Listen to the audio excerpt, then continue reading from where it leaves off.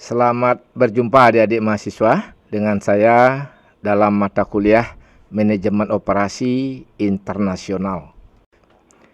Pada pertemuan kali ini adik-adik, saya akan memaparkan mengenai konsep dan ruang lingkup manajemen operasi internasional. Adapun sub pokok bahasan yang dibahas dalam pertemuan kali ini, yaitu yang pertama adalah pendahuluan, yang kedua adalah pengertian manajemen operasi internasional, dan yang ketiga adalah faktor-faktor yang mendorong pentingnya dilakukan operasi secara internasional. Adik-adik mahasiswa memasuki era kesejahtatan yang lebih dikenal dengan era globalisasi, maka mau tidak mau atau suka tidak suka, setiap pebisnis akan dihadapkan pada persaingan secara internasional. Hanya para pebisnis yang mampu bersaing kuat secara internasional yang akan dapat hidup dan memungkinkan untuk berkembang secara baik. Namun sebaliknya, pebisnis-pebisnis lokal pastinya akan tertindas oleh gempuran bisnis-bisnis yang datang dari luar negeri.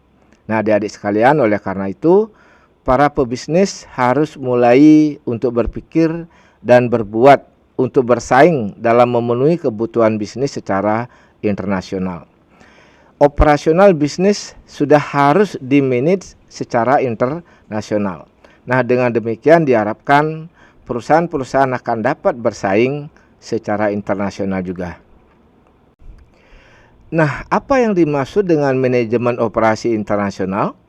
Manajemen operasi internasional dimaknai sebagai ilmu dan seni di dalam proses perencanaan, pengorganisasian, pelaksanaan, dan melakukan evaluasi atau kontrol di dalam kegiatan yang berkaitan dengan usaha-usaha untuk menghasilkan suatu produk, baik dia berupa barang maupun jasa, dengan melibatkan pihak-pihak luar negeri atau pihak-pihak internasional.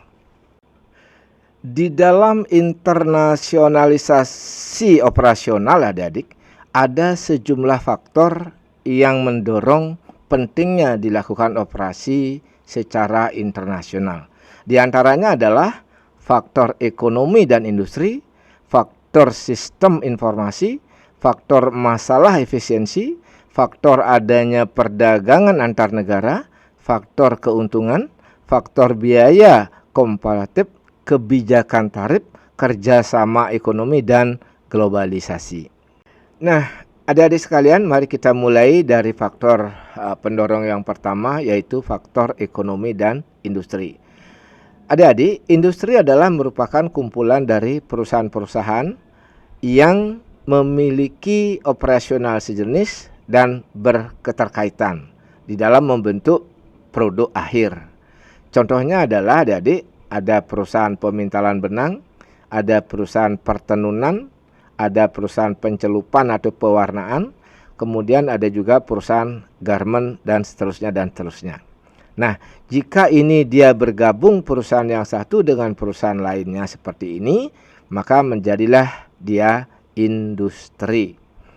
Keseluruhan industri yang ada di dalam suatu negara adik-adik digabungkan dan ini saling mendukung. Hal ini akan dapat mendukung daripada perekonomian dari suatu negara tersebut.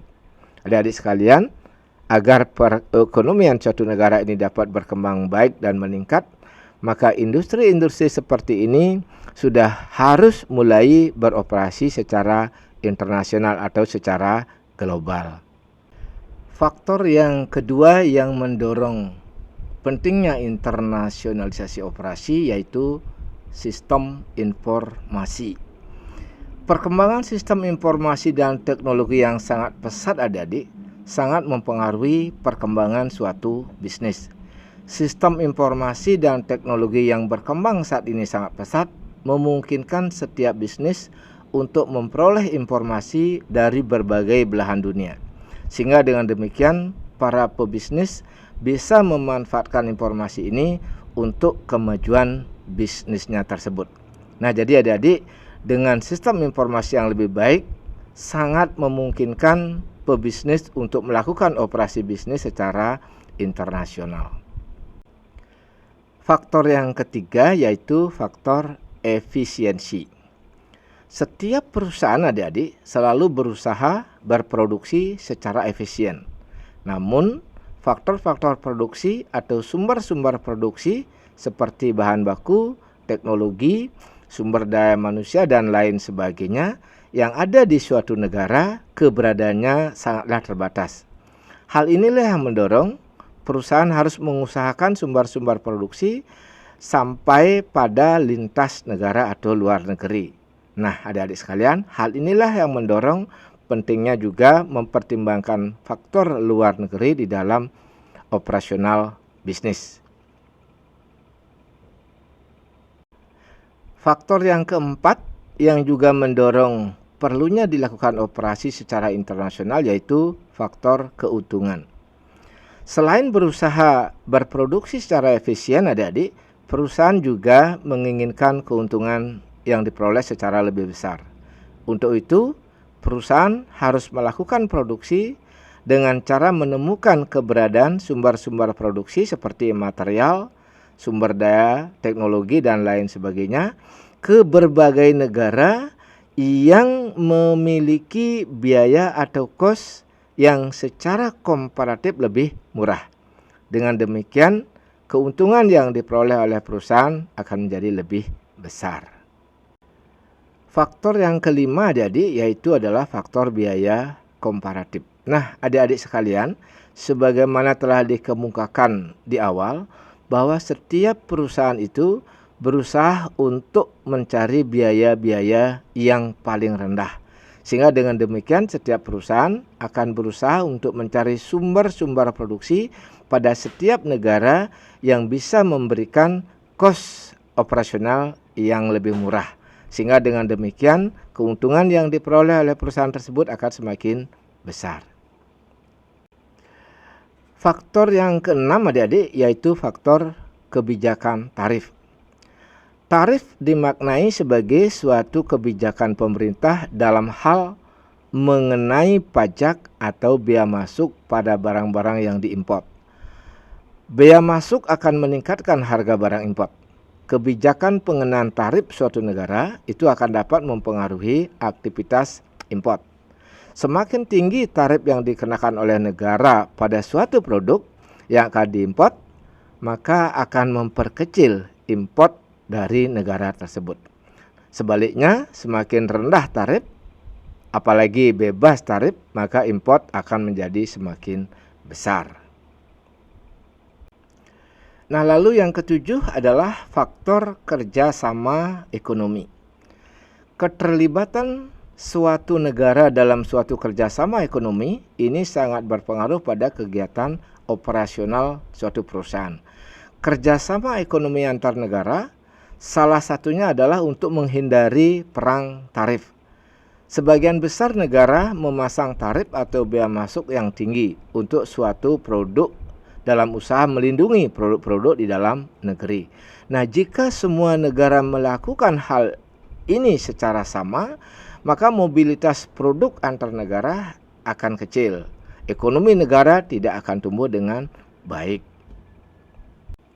Nah, lalu faktor yang ke-8, faktor yang terakhir, yaitu faktor globalisasi. Globalisasi dimaknai sebagai aktivitas perdagangan yang tidak lagi dibatasi oleh batas-batas teritorial.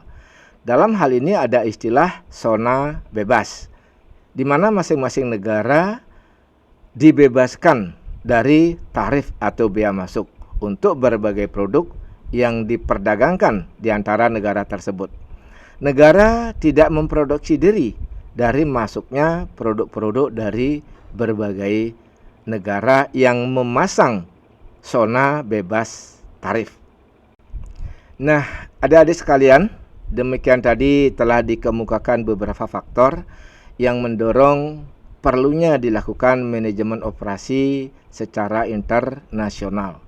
Nah, secara ringkas dapat disimpulkan faktor yang mendorong perlunya dilakukan operasi secara internasional yaitu faktor perbedaan harga, faktor produksi, Lalu yang kedua, perbedaan sumber daya, itu baik sumber daya alam, sumber daya manusia, budaya maupun teknologi. Dan berikutnya adalah perbedaan kebijakan pemerintah.